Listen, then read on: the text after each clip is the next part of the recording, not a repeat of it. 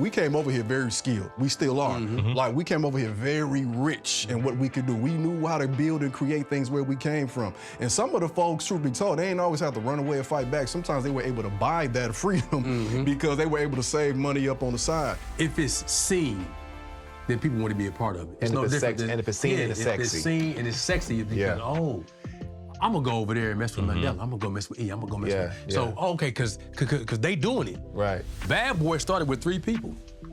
3 people. Yeah. It was Diddy, it was Sean Perez, I forget the other guy's name, but it was a 3-person conglomerate that became what we know it to be today as Bad Boy Records. Well, is there another example? Yeah. No. What's up, everybody, and welcome to the new season of Tap In. 4 brothers, 1 table, and 0 filters.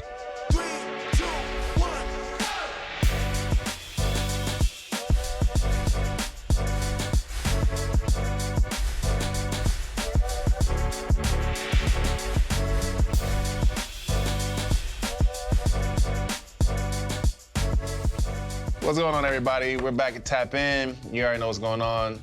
Space where black men are able to tap in about everything going on, both in the world, but also in our own lives. I'm honored to be here yet again in the faux with my brother, Mandela Barnes. How are you, sir?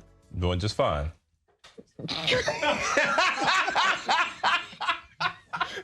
Why y'all do that? He was so formal. That was Governor Barnes right there. You know? That's what that was. That's definitely the outfit That's change, Lord He's Barnes. like, no. Lord Barnes of the manor. I'm just having a good time, man. I'm just having a good time. Happy to be Governor here. Barnes, Esquire. Esquire, yo. Just happy to be here. I love that, man. Welcome. Yeah. Welcome. Hey, thank you, man. You and all of your personalities today. I'm grateful for you, dog. We got my brother Ernest Crim III out here from Chicago. How you feeling, sir? I'm good, bro. It's good to be here. Yes? Good to be here. Yes, sir. All right, man. Honored to have you. And Milwaukee's own, you know what I'm saying, Mr. Principal himself. Yes, my sir. brother Brad Jordan in the building. What's How you happening, feeling, sir? How you doing? I'm blessed. Right? Man. We here. What kind of shoes you got on? Hey, man. we talk shoes. That's what we do, man. We talk shoes and all type of man, stuff. you know what I'm saying? Threw a couple We go things from the on, in-depth to the superficial. We ain't gonna All talk levels. about everything. Operate at all Yeah, levels. the whole gamut. All of you the, know? whole, the 360-degree human being. You know what I'm saying? We got to be that, brother. 100%. I'm honored to be here with y'all, man, because we already know it's a lot of shit going on in the world. Sure. It's a lot of shit going on in our community as well. And we're not really, you know what I'm saying, trying to give niggas life advice or you know what I'm saying, blueprints and strategy to do their thing, but we just talk about what we know and what we're seeing, because we are the experts of our own existence. And so, you know, I've been seeing a lot of things going on in conversation post-pandemic around entrepreneurship, right? And I know that you are a business owner. Do you own your own business? Yes. So, do you own your own business? Effectively. Like, yes, I'm self-employed. Okay, That's probably a better way for me to I'm self-employed. Yeah, type shit, right? And Yeah. I think that is a beautiful distinction, right? Because I think it's sort of this beautiful trend going on around like entrepreneurship. Like I'm an entrepreneur, you know what I'm saying? Like I'm picking myself up with the bootstrap, you know what I'm saying? And this is like glamorization of what it means to be an entrepreneur. I don't know if everybody knows how hard it is to be a fucking They do entrepreneur. not. No. Or They to be do not. self-employed, Right. right? Like, what does it take? Chasing contracts, like that stuff is wild. Yeah. Like Brother. it's crazy, man. Yeah, Brother. Yeah. like it's a crazy world, It's you know what I mean? uncertainty is. I mean, you can go, Mandela. I'm not going. No, it's feel free. yeah, Like, it's definitely, yeah, definitely it's- open conversation For sure. It's nothing. Actually, working for somebody else is a hell of a lot easier Yes, than working for yourself. Right? absolutely. You know, you start 7 o'clock. It's over with at 5, 4, whatever. 3, 2, 1. I don't know. Yeah. But Like I'll let you go at some point. yeah, you go home. Yeah, right. at Labor some laws point. exist Yeah. nigga, for a reason. And then you go home, you may eat, you may go to the gym, whatever activities you involve yourself in Yeah. post work day. Yes. Entrepreneurship, you sleep and it's going on. Come on now. It's You hard to know, make plans. yeah, It's yeah, hard to it's- like, you know, figure out extracurriculars, Yeah, like it's social stuff, nonstop. because you gotta keep that business maintained Yeah. and up and running, especially if you hiring people. You live in because that you got headspace. so many people whose livelihoods Yes. depend on your success. Yes. So we can't, so It's not easier. we shouldn't be out here glamorizing being a boss. I mean, shout out to my nigga Dame, nigga, but like that shit is not the sexiest thing in the world, Yeah. being a fucking It's a boss, lot of sacrifice that comes It's crazy. with that. So I don't know if you've seen, there's a documentary right now on Netflix about the Dallas Cowboys, right? America's team. So I watched it because I wanted to see what I remembered from that time. I remember when they won the 3 Super Bowls. I remember I was a kid. But Jimmy Johnson called his wife and asked for a divorce because he wanted to win the Super Bowl, and she was a distraction. His family was a distraction from what him and Jerry Jones had going on. That's the kind of dedication you need if you're going to succeed in entrepreneurship. Not a lot of people are ready to make that sacrifice. I don't think everybody's built for that. And they won. Not everybody's built for it. You know, and they won. But it takes that. Most people have never really put 100% of themselves into something. Yeah. Right. They want to compartmentalize. I'm going to put 20% over here, 80% over there. They prioritize fun. I'm going to do this, I'm going to do that, put a little fun on the list.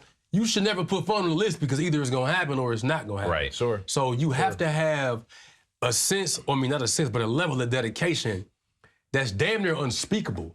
There has to be some delusion that comes into play. Absolutely. When you want to start a vision, see it through to its culmination. Because it's going to be a lot of people that's going to jump ship. Yeah. I forget his name, but he started Fat Farm with Russell Simmons.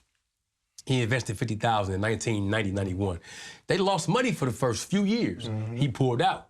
The next year after he pulled out, Fat Farm became what we know it to be. Right. And I'm pretty sure he was thinking to himself, damn, I want to go back over there. Then it's, it's splintered to Baby Fat. So, like, there has to be some some level of delusion and self-belief that's unspeakable, unshakable, and unparalleled to even succeed in anything, let alone in some things. Sure. So, Sure. Let me speak on like how we even got here, bro, because I think even the concept and the idea of what we believe to be an entrepreneur can be skewed for us. We were forcibly taken here for sure to make other people wealthy through our labor. Absolutely. And the people who made the most money off of us did not do anything. They directed the oppression of us to extract our labor so that they can be wealthy. I remember one time I visited a plantation that was close to where my ancestors were in South Carolina. One of the things I will never forget was visiting the master bedroom, and two things: seeing the view they had of what used to be the plantation, and the second thing was the art. And I say that because the mistress, the woman who was a part of this enslavement process, was able to do art. Because she had nothing else to do today, right? Yeah. Because everything was being done for her. All she had to do was sit back in her wildest imagination, imagine what she wanted to create. And truthfully, she probably ain't even create the art. Maybe she forced one of us to make the art and she took credit for it. But I think about if that's our concept of entrepreneurship, then we starting off incorrectly, because then we want to then metaphorically become the plantation owner or the overseer. My concept of it is, now, during enslavement, if we got to run away, the only way we can make a living is if we have a trade or a skill. We came over here very skilled. We still are. Like, we came over here very rich in what we could do. We knew how to build and create things where we came from. And some of the folks, truth be told, they ain't always have to run away and fight back. Sometimes they were able to buy that freedom because they were able to save money up on the side. And shoot, the idea of a salary job for 30 years, bro, that's new. And we really think about it. Like, it's disturbing. Yeah, like all of us are truly intrinsically entrepreneurs in the sense that we can create things for ourselves. But like we were talking before we started filming it, like my parents was teaching me, you going to college. My family, from on the front view, they weren't entrepreneurs. They both had jobs. They was working for 30, 35 years. So go to school. Then it's like, well, now what? So now, like, subconsciously, you're crushing all the creativity you saw that I had growing up. And I never really had the idea of saying, well, the drawing I like to do, the art I like to do, the writing could then become something. It took a tragedy of me dealing with the hate crime for me to say, now let me push this back out and say, you know, what can I provide? I think our concept of being a boss should shift, though. I think it should be, as opposed to just the Jerry Jones, what does it look like for us to communally do this?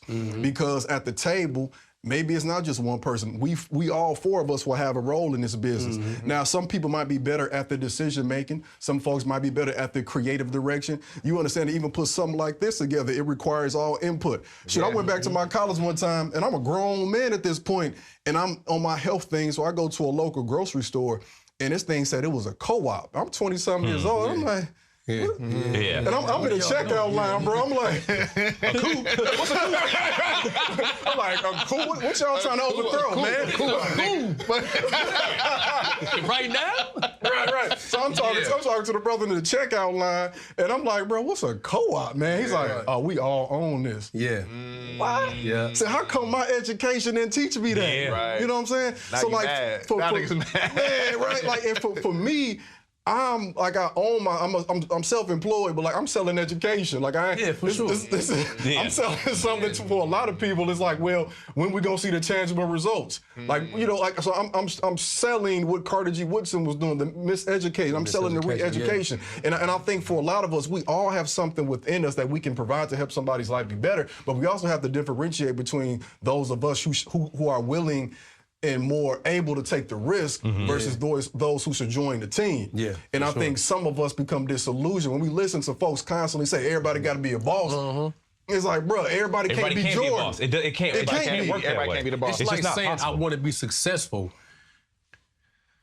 It's the same thing as I want dinner. Well, what's the ingredients? What's the recipe? Well, I can say success. It's the same thing as dinner. Like, what do I want to do? To get you there? Bad Boy started with 3 people. 3 people. Yeah. It was Diddy, it was Sean Prez, I forget the other guy's name, but it was a 3-person conglomerate that became what we know it to be today as Bad Boy Records. Well, is there another example? Yeah. Well, no. That's Rockefeller started with 3 people. That's the secondary. Remember when he was like Bad Boy? You ain't let him finish. He was about to make a point. He was about to make a point. I know, man. I know. I was like, remember? I ain't really want to say 10 years from now, we'll still be on top. Yeah. That's the second wave of it. The initial wave was, you know, can't stop, won't stop. Yeah. He still didn't stop. Yeah. But no, I'm saying, He did. I'm gonna tell you something, man. To kind of piggyback off of what you said, though, I think COVID, the rise, never mind. The COVID, not even the rise. COVID reestablished the idea that we already knew but kind of relaxed on. Yes. Where job security was a thing of the past, or it was a myth. And if you look at the past 4 or 5 years, COVID inadvertently created a whole generation, a new generation of entrepreneurs, where it was people that working from home didn't want to go back to work. Absolutely. But in that space at home, working from home, they started other businesses. Yep. Yeah. You know, online, whether it was Etsy or Amazon couriers, or Amazon sellers or medical couriers or whatever. And now you look at the past 3 or 4 years and say, damn, everybody's entrepreneur. But a lot of people that follow suit or follow that path after COVID and the older adults that, you know, decided to not go back to work, a lot of people didn't really see the path that led to entrepreneurship or the sentiment of entrepreneurship. So, but as Black people in this country, man, entrepreneurship has always been the way for us to regain or even establish our own freedom, whether it's financial or just the liberty from going to work and having to punch a clock and feeling like I gotta be here for X amount of years. A good book to read about that, not just Black entrepreneurship, but labor, is by Howard Zinn, A People's History of the United States, which is a phenomenal book about what was really going on in the labor force in the 1920s and the 1930s and so forth. But so yeah, I think, man, COVID was it created this thing that we now see where that lays in Instagram clips and everybody is selling programs and shout out to my brother. Real quick, shout out to my brother Ryan over at the Gathering Spot, because he talks a little bit about this idea of like Black entrepreneurship being one piece of it, and we fight.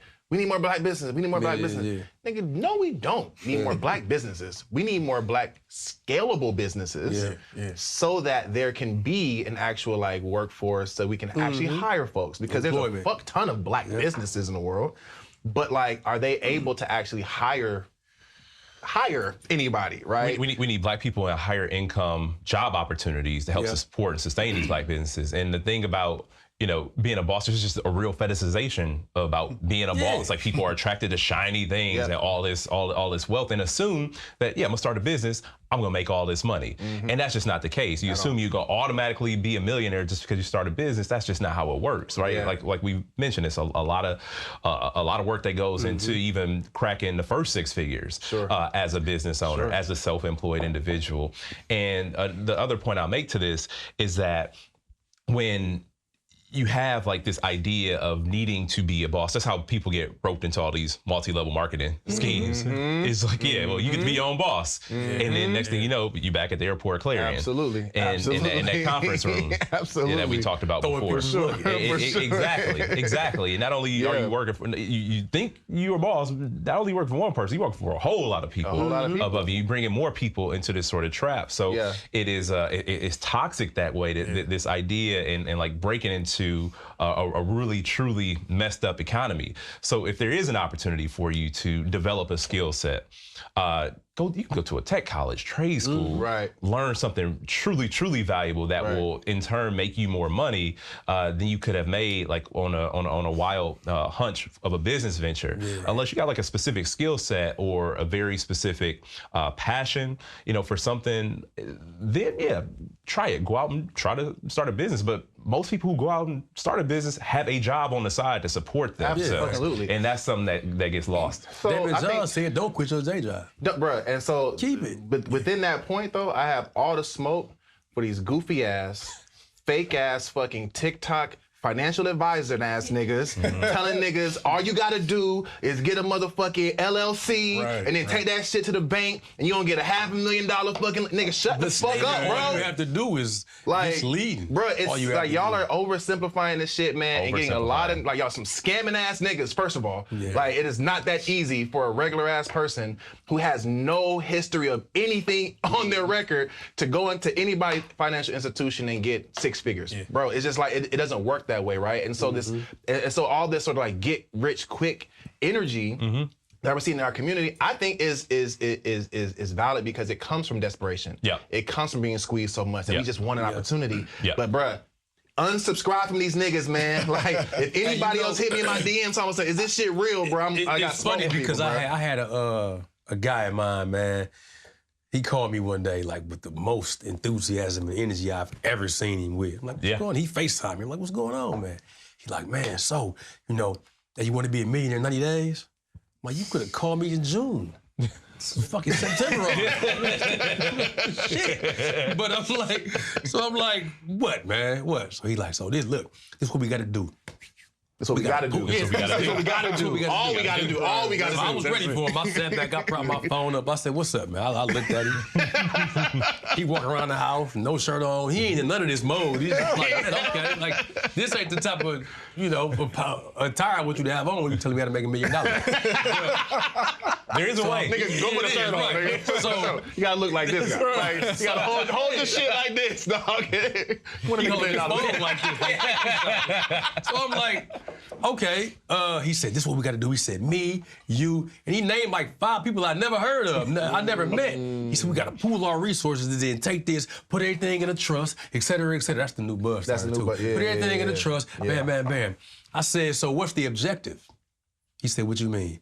So I got a jail call coming in. I'm going to call you back. I'm out. Get off this phone. What you mean? What's the objective? What do you mean? Yeah. So, what's your end game? But that's the perspective. You think you could just get some people, right. Who may have, their respective things going on that may be going well for them. And they really want to glean from you whatever information, whatever resources that they can to only benefit them. Because I specifically asked him before I hung up on him and took the fake jail call, I said, hey, what you got going on? Outside of this trust. Yeah, he said, no, see, I'm the one that orchestrating it. I said, you think you P.T. Barnum.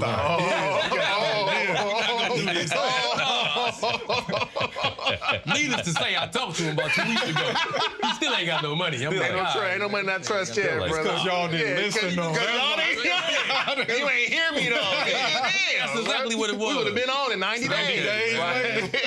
Hey, but to your point, too, like, we don't need any more black businesses. I think, too, like, we need to be strategic. If we're gonna create any more, like, what are we creating? Yeah. Because when we were doing, not to say when we were, but this active Target boycott, think about how powerful it would have been if we had something to directly to give it to. Not saying in some communities people don't have stores like that, but we're talking like on a national scale. Now, at the same time, we did have stores like that, so let's be real. What if our communities weren't torn down? Some of those businesses could have grown, because you think about organizations like a Target, Walmart, think about what era they came from. What, 50s, 60s, right? What were we doing in the 50s and 60s? While we sitting here fighting for our livelihoods, when we could have been creating, they were able to come in and just build an enterprise. So I think we got to be real strategic and say, look, if we're going to build something that even counters a Target or whatever, understand it could take 50, 60, maybe 100 years. We got to make sure we're intentional about the support. And I'm going to say something too about it, like, even if we get more businesses, then how are we gonna structure it? Are we gonna structure where we making all this money and folks is struggling to get by? Then that's not it. Because my opinion is supporting Black-owned businesses ain't gonna save us. We gotta be intentional about what that means and realize what that mindset is. We're countering capitalism with capitalism. And again, under that same structure, we're gonna just disenfranchise more of our people. And create we're gonna have a whole we're gonna have a whole bunch of bosses with a bunch of employees that's making minimum wage and trying to get social services that we're voting for people that are going to undercut them and take them out. So it's a whole infrastructure, and the things that have happened to us ain't been because we ain't savvy businessmen. It's because we have been strategically targeted and we are owed something. In the process, let's create. Let's think about some of the things that aren't as fun to make, right? Who's making glasses in our community? Who's making tables? You know what I'm saying? Who's making pens? Who's growing the watermelon? They want all of that. They want the seeded watermelons, please. That's real though, because that's the stuff that sustains us throughout our daily lives. For sure. Not all of the like the jewelry and the liquor and if we get one more liquor company, man. Bruh, seriously. and the thing is, like, if you do truly have a good idea, think it out, talk it through, write it down. Workshop it with seriously, walk away from it, then come back 30 days later and see if you still feel it. Talk to your people. What y'all want? Like figuring it out along the way. Like, I'm gonna start this business. We're gonna do this, but like when you do it, that process, man, you just don't end up with a good product, and the community it'll serve. It's not like, look, man, it's 1.8% Black businesses in Milwaukee right now. 1.8? 1.8%. 1.8% Black businesses, right? Most of them have been around forever. Pastry Shop, which is closed now. M&I Bank is gone. That was on, now Sherman Phoenix. So shout out to Honeybee Sage. She's going crazy right now. Definitely. Crazy. But so, like, I don't think people know those statistics, because most of them have come and gone. Yeah, sure. Shout to Reverend Robert Piles, man. He's a consummate businessman. Owns several McDonald's around the city, and will give you the information, the knowledge that he has, so you can flourish in whatever it is that you want to do. Even if you just take it and apply it to your job, and you take your position and you maximize whatever opportunities that you can get in your position and minimize whatever gains. So I think people have to understand, I think we get so caught up in what can happen or what could happen, as opposed to looking at what's actually happening. And then it's like, oh, wow, because people don't deal well with discouragement. People don't deal well with rejection. People don't deal well with entertaining the idea of the negative things that can happen. You have to be fair with yourself. You have to be fair with yourself. Like, really, it's like I would hold you to a standard I'm not holding myself to, whether it's an investment or if it's a business venture or, whatever it is. So I think the reality has to be heavily at play of what can potentially happen. Is this a sustainable business? Who can you help? Who can you employ? Is it even an entity that has employable spaces, within it? So I don't think most of them do. Yeah, and be around people that are going to tell you no. Be around people that do. Yeah. Be around somebody that's going to tell you no, that's going to give you an honest answer. Get out the way. That's some stupid shit. But that's fair enough. And also, try to find a mentor. Like a person that's actually doing something. Somebody you can try to emulate. You got to learn from somebody instead of seeing it from afar, because there are always little, valleys and peaks that you just never know about until you talk to somebody directly about it. Most good business ventures started out by kind of happenstance. Yeah. Like, what? You were already fulfilling a need. Yeah, and then you looked up and said, into, wow. Right. And, you look, okay. But people overlook their natural abilities and try to pursue something else. Most inventions are a foregone conclusion. Yeah. Most products are a variation of a pre-existing product. The Ring doorbell, for instance. Doorbell's been in existence forever. Right. We'll put a camera on it. Yeah. Right. You know, that was a black woman too, by yeah, exactly. Yeah. So the same thing with super soakers. I mean, water guns been around forever. Yeah. Black man but that too. Let's check this out. Exactly. Let's modify it, make it a little more complex. And another part too about like some of these Cinderella stories is that these people have had money in their family already to get their ideas off the they ground. Just wanted to be independent. To provide the most benefit to the community, get that regular job, stack money, and save it for the next generation. Like, cause you got to be comfortable realizing, like, this may not be your thing. Sure. It may not be your dream to be realized, but it is very possible for your child or your children's children to be able to go on to the next step, on to the next level. And it goes back to the conversation about the financial freedom, about being able to step out and do the right thing, but also allow an opportunity for people to be creative, because there's a financial base for them to allow for some creativity. I think a very important thing is to understand the purpose of why you want to even create a business. If you're going in with the mindset of I want to get rich, then you're gonna fail. I think about, I mean, how many of y'all had like football or basketball dreams? Oh yeah, you know what I'm saying? Like, and I only had basketball dreams because my last name was Jordan. That makes sense. You know what I'm saying? That's like, but check this out. You know what I'm saying? I feel like growing up 80s, 90s. I think we was like inundated and indoctrinated with that, right? Because and truthfully, think about how that was force fed to us. Jordan is a once in a lifetime person. Yeah. But Gatorade jumps on that, Nike jumps on that, you know what I'm saying? And they push this narrative to us. Now I'm growing up, I'm in the city when this is happening.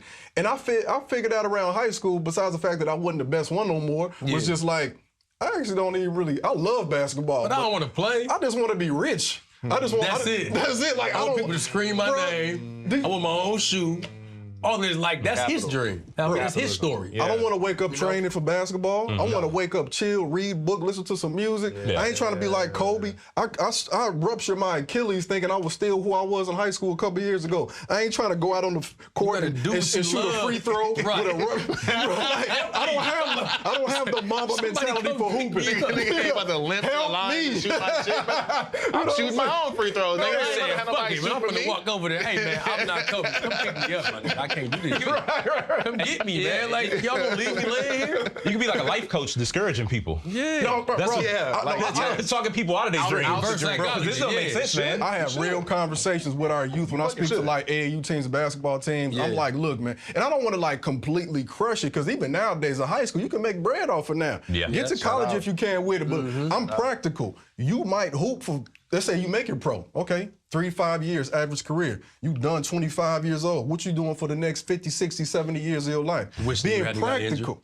Right, you know what I'm saying? So what do you love? Use it as a vehicle. Kaepernick couldn't get a job again after he took a stand, but he realized his purpose. Now he's paying for the independent autopsy, right, of our brother Trey Reed in Mississippi, right? He has a purpose. So eventually you're going to get hurt so many times, hit so many times, you can't do that physical thing anymore. We got way more than enough of our young brothers in sports. We got to say, now when we creating something, what can we do fill this void, right? What about the agents? Who's going to manage these careers? Who's going to manage these careers, right? Who's going to be the coach? Who's going to manage the finances of these people? Because like these 2 to 3 year careers, people end up going broke. People don't really understand that sometimes the pursuit of one thing leads to your adjacent purpose. Like, you know, you spoke about Kaepernick. People figured out the same thing with Jason Williams when he had the motorcycle accident. Yep. You know, now he one of the best sports analysts on TV. You know what I'm saying? So I think, but also, if you tell somebody, if I tell somebody, that might not be good for you, and it just discourages them, I did him a favor. Because you shouldn't have let that discourage you. That one, like I said before, you got to be a little delusional. You know what I'm saying? Yeah. So, like, for real. So, but it's got to be, you have to be rooted in reality, while also flying high on delusion if you believe in yourself that much, whatever it is. I feel the same conversation also goes to people in the nonprofit sector. Because I've been having a lot of these same conversations with niggas who's like, I'm gonna start a nonprofit. I'm like, why would you do that? To do what? You know what I'm saying? Like, because I want to help people. Yeah. Okay, what do you want to help? Well, I want to provide educational services for kids. Okay, do you feel like you need a nonprofit to do that? Do you need to start any entity to do that? What do you remember from school? Yeah, Exactly. Some people don't. Yeah, some people didn't learn well. But Conjunction, what's your function, nigga? That question right there is the people that did remember stuff. For the people that forgot it, think you a genius. That's what I'm saying. Yeah. You know how to place a comma and a semicolon? Yeah. I mean, this is just regular That's what writing. I'm saying, man. That's what I'm saying. Man, using all them big words. Niggas that use the because- semicolons in 2025. Let's just be Because ain't nobody really remember. People didn't apply it right away. You know, Facts. not just. Yeah, I mean, yeah, not to yeah, no, deviate of too course. far, but people didn't apply it right away. And if it's not applied right away, whatever it is, if you don't going to use the it, you will back. lose It's outta it. here. You know what I'm Yeah, saying? sure. That's just. And then too, if it's not important to you, Yeah. you know, if you don't read. If you're not passionate about If it. you're not exactly, if you don't read about whatever, like even if you're involved in something, if it's a business or whatnot, read about that. Yep. Talk to people who've done that 2 or 3 times, or watch tutorials, or watch seminars on that. Like that's the type of dedication you need, not just I'm gonna start rapping. But we don't got time for that, right? Because the shit's Pick up going a so pen and fast. shit. You like, man, Don't nobody got time to be talking to you about what I'm doing in 20 years, nigga. Like, what we doing today? What's the play today? You know what I'm saying? another Like, so thing that's people don't the think about, issue. too. Like, we're not thinking about time. The details. Like, or what it takes to actually make that shit shake. You know what I'm saying? And even this idea, which is really a question around like, is entrepreneurship, is business, is building our economic power going to be the thing that saves us in this country? I You know think what I'm it's saying? I think it's an aspect. yes? It's a huge No, aspect I'm of agreeing. it. Okay. It's a huge aspect of it because it leads to places that we've never gone. You know what I'm saying? Not even say never gone, but well, for us in this generation, a lot of us haven't gone outside of our neighborhoods. We don't even realize that that's not the world. You know, like your neighborhood is the neighborhood of the city. The city is the neighborhood of the state. The state is the neighborhood of the country. The country is the neighborhood of the world. So on and so forth. And that's just how it is. So when you travel and you become well-read, you become well-traveled, and you meet different types of people, you start to realize that maybe what I thought was important, it may be so small and insignificant because now I know what poverty looks like. I've been to Puerto Rico, I've been to Mexico, I've been to Brazil, and I see what a real poverty looks like. But the poverty that we deal with, you know, is relative to our conditions. Because truth be told, man, we apply tradition by way of our conditions and don't even realize we do it until you step out of it and say, damn, I was messed up. Yeah. They only gave me what they knew to give me because it worked for them. Well, I can break a bone, and if I never go to the doctor, it's gonna heal, but it's gonna be improper. And I can function like that, but not at my highest ability of functioning because it ain't done right. So yeah, I think it's a branch on the tree. I think I don't want to discount, because I'm an educator, of course.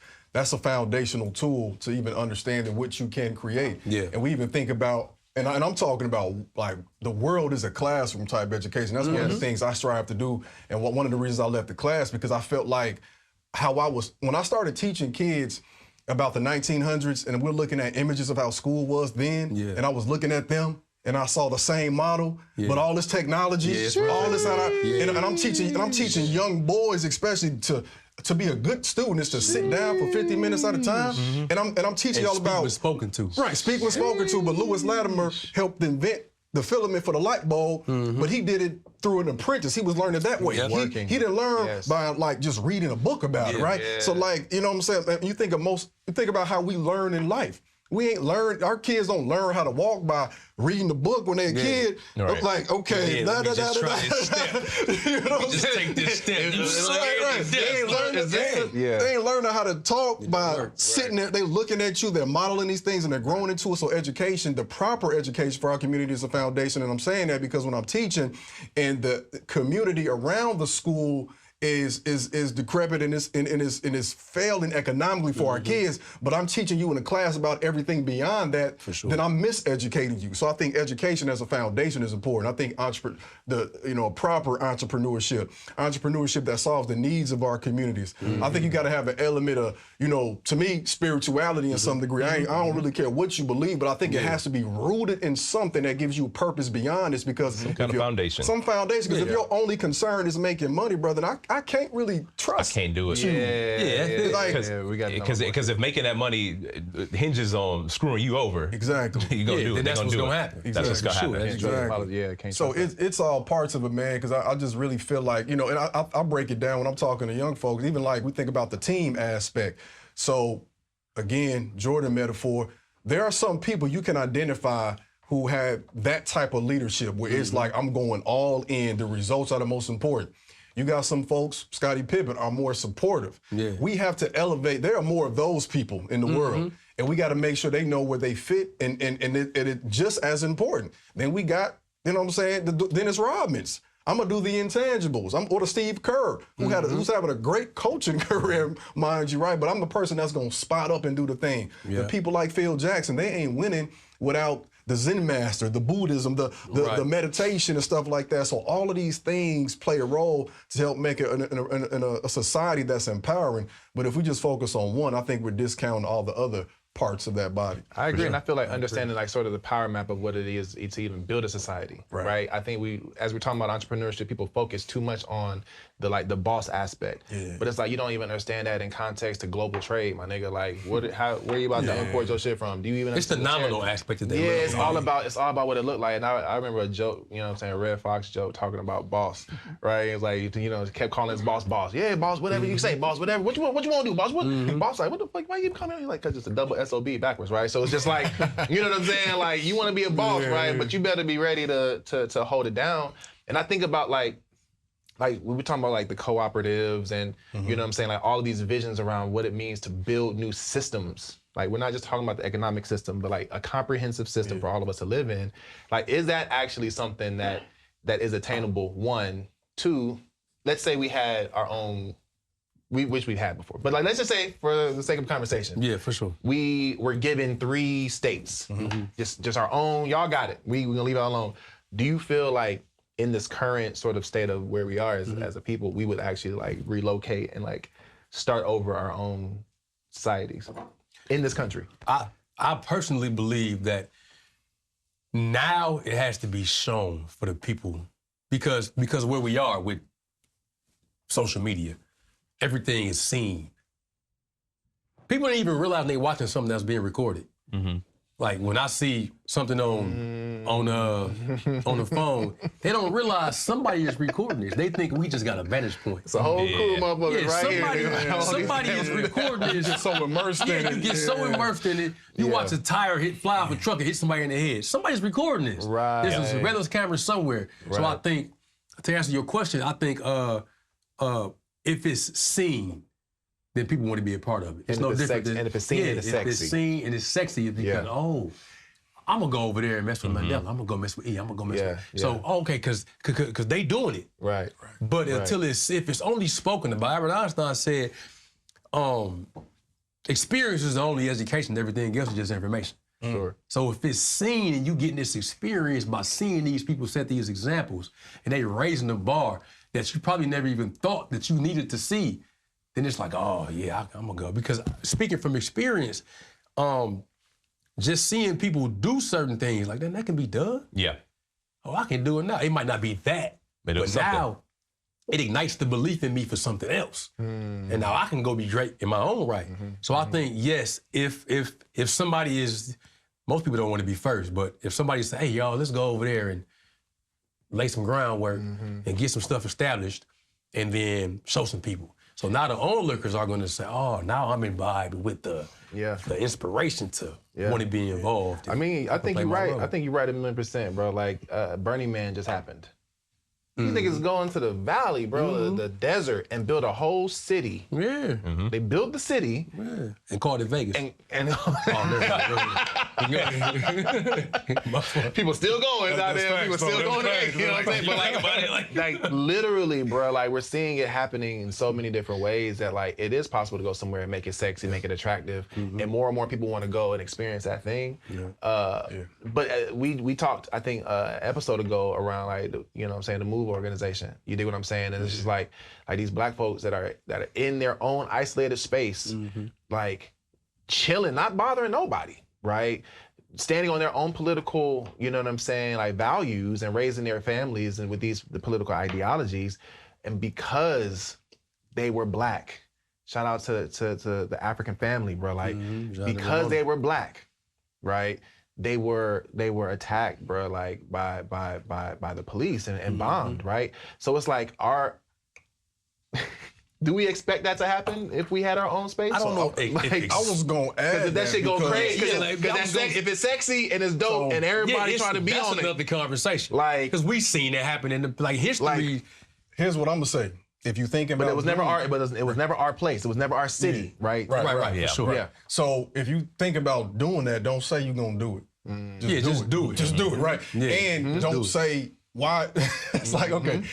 Don't say why you're doing it. It's Black Town. Don't. Right. Like, I think we got to be practical, right? Like, because it is historically, we know what has happened. Our communities have not met their demise because our spending habits or lack of education. It's outside forces. So let's think back to the Haitian Revolution. They did what they were supposed to do, but what they didn't have was the global connections to sustain that, right? So they were impoverished, not because of themselves, but because everybody else said, well, we ain't gonna recognize you now that you won that fight. That's crazy. Now we're gonna put you in debt for winning, right? So I think one of the key things I see that's missing from anything we create is we gotta have some type of enforcement. I'll just say it like that. Gotta have security, right? Because when we have been gaining freedom since we were enslaved. But the Civil War was affected because now the government is, in a sense, sort of supporting our freedom. So in that Reconstruction period, we have the military that's there defending us from the white terrorism that's going on right there, right? And then when they leave, we have the American Nader period, which I feel like we in right now. That's when the Jim Crow stuff, it got worse during that period than it was right after enslavement ended. So if we talking about, we got 3 states right here, black people, do your thing. Now I'm suspicious. Yes. They put us all in the same place. Suspicious, bro. Because what you about to do next? Right. You know, so if we don't have that, type of support, and if they don't do it that way, it's going to be another way. We've had black towns. I'm from Illinois, so Brooklyn, Illinois. You know, we got New Philadelphia, Illinois, and these towns were intentionally bankrupt and circumvented. So we got to find, I think, strategic ways around that and just kind of express it more as value systems as opposed to explicitly what we say here. Because when you do it that way, you know, some of this stuff, I'm gonna just say less. You know, I think you understand. Can't give away too many secrets. It's like he's actually got one planned. It has to be the element of surprise. He's working on the city right now. Like I'm over here. They ain't moved next door. Have y'all ever heard of Soul City, North Carolina, too? By the way, you know what I'm saying? Like, definitely. We got, you know. It's got to be done by stealth. He got a whole gang of bosses ready to. Ready to just come on in, get this thing going. It's gonna take a couple of us. We got to get together. A whole bunch of bosses. A few of us, you know, we got to pool our resources. Right. Put it in the trust. Put it in the trust now. We got 90 days. In 90 days, it's going to flourish and become. Well, we incorporate. We're going to put in, $20, $30 a week, you know what I'm saying? Just to get things going. We're going to put a number. Gotta start it off. We're going to put it in Bitcoin. Gotta put it in Bitcoin. Get you a little MetaMask, you know what I'm saying? You got to get in Bitcoin, you would be, you know. Let's make it happen. Would y'all want to stay in this country, though? Like, G shit, as I think about it, like, I think in this sort of like hypothetical context, right? There's like given three states here. Like, would we want to stay here, bro? Like, or do you feel like, you know, if we Marcus Garvey this, that we can make it sexy? Because funny enough, there's so many black folks that I see excited to be global nomads. These what are they called? These digital nomads, right? These influencers going all over the world. So like leaving this country is not that hard for a lot of people, and it's very fucking difficult for people that don't have passport. I'm not trying to minimize it. But there seems to be more of a desire to get out of here and experience life, like you were saying, in other places. Do you feel like we can make sort of Marcus Garvey's vision sexy again? Well, I mean, a lot of these people not having good experiences. In this hypothetical context. I'm just in that hypothetical context. I mean, sure, but like, you know, is that really feasible? You know what I mean? Like, even if you have the passport, even if you have the visa, like, you still got to have some kind of money to be able to get from place to place, or even if you resettle somewhere. Like, it takes a lot of resources. Like, I moved across the other side of town. That was terrible. Like moving in general. This is bullshit. Moving is terrible, man. Like, if y'all ever really think about moving? Yeah. Ever had a good experience moving? It's terrible, man. You lose shit. Like, what happened Moving to it, yeah, man. Trying to get help. Seriously, man, it's not fun, dude. I could have sworn I had. Dion's was right. It's not fun. Who got my damn? That's what I'm saying, No, man. but you know, I think for the people that go on these voyages, and I think it's personal for them. You know, it's mainly personal. They don't go into it with a community mindset. Right. They go into it just to say, hey, I'm over here. And some people go on spiritual journeys. Some people go on personal, moral journeys. Some people go on other kind of journeys to move to Colombia. Yeah. I met a guy. Me too. And I know why he's there. I know somebody. I know why he's not coming back, too. Or Japan. I'm hearing about Japan. Is another thing. I'm just saying. I know somebody went to Colombia that got their teeth done. Yeah. He ain't stopped smiling since. I don't believe he can stop smiling. It's not just the teeth. Permanent smile with some new teeth. I don't know what. It might not be his face, but it's like, what the hell, man? So I think it's just. It's crazy. I think it's just personal journeys that people go on to say, I've been there, and then for some people, like, you know, when Malcolm went to Mecca, you know, you need something deeper to help you appreciate what you probably didn't appreciate where you left. And, you know, you open your mind and you broaden your perspective and broaden your horizon and realize the way, you know, my old way of thinking, it wasn't really beneficial for me. You know, I was a little too judgmental, or I was too indifferent to certain things. So now I know one thing, man, from just being in prison for so many years and experiencing that deprivation and that level of lack, it helps you appreciate small things, like really, really small things, just going outside, or, you know, hearing a dial tone, or so, you know, like really small things that people take for granted. And like, I don't get angry often, and when I do, I check it really quickly, because I'm in a physical position that people would kill for, literally. You know what I mean? So I look at some people now and they go through stuff, and I'm like, you letting that shit bother you? Like, this is, for me, my consolation for everything is, at least I'm out. Yeah. You know, like, that's it. At least I'm out. I can go home, I can eat whatever, I can go do whatever I want to do. So I live in a constant state of appreciation and just gratefulness. Whereas a lot of other people, oh, Brad, you so humble. I'm the furthest thing from humble. Yeah. The furthest. The absolute furthest thing from humble. No, I'm not. I'm grateful and I'm appreciative for it all. Yeah. You know, and I have empathy for the people that don't understand where I am, because I promise you, man, once you reach a state in life where you can just appreciate small things, then mentally and morally you go beyond where you ever thought that you could go. Yeah. So I just think a lot of people go on those journeys, and you don't have to go physically. No, they say reading is the place to go when you can't leave where you are. That's it. So I would say to that too, man. I think, like, in terms of traveling can be more so, I think you have to get outside of your environment and your comfort zone to even be a better service to your immediate community. You have to be, if you say your community is missing something, then you have to be in the place where you see it being done appropriately so that you can go back and do it. If we're all products of our environment, we can't then fix our environment being the product of that environment. Because we're reproducing what you know, led to us being there. So sometimes it could be traveling abroad for a little bit, staying for a little bit. Sometimes, for me, it was college. I was only 2 hours away, but it opened my mind, and being able to be types of people. Where'd you go? I went to U of I, Champaign. So like, and then I take a Black History course, and my whole mind changes, because I'm able to focus then on learning about myself in an environment where education is celebrated. So I don't have to worry about being in my environment where I'm learning, but then I'm going back to a place where I might have to watch my back, or I have to think, or you got to have your head on a swivel or something like that. So sometimes it's just that simple, being in that place where you can learn freely and then say, this is how I can apply those concepts. I think we can make community wherever we are. When we talk about Black communities, Chicago, Brownsville, Milwaukee, Brownsville, we see that stuff being done. So sometimes it ain't even as expansive as a state. It's like the state of mind is going to create that in the state that I'm in right here. And it can start with your block. It can start with your people. And when you begin to just do it, people don't even know it's happening, because it's already, you know what I'm saying, what's understood don't got to be stated. It's just, it is what it is. G shit. I agree with that. Okay. Yeah. Hey, you know how you can tell somebody might not be serious about... Nah, hell nah, nigga. I'm like, You know how you can tell somebody might not be serious about entrepreneurship? oh shit. I thought about this. I don't even know why this shit just came. Partially because I had this conversation with people I know.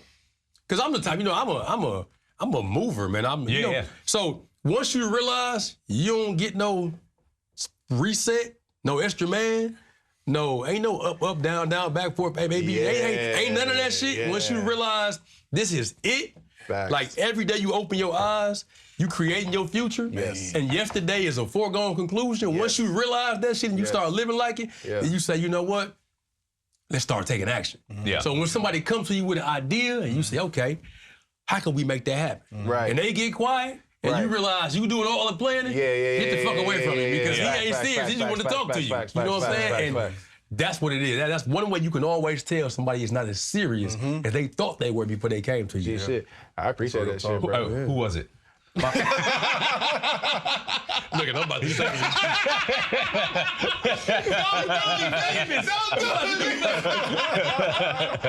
You ain't no shit.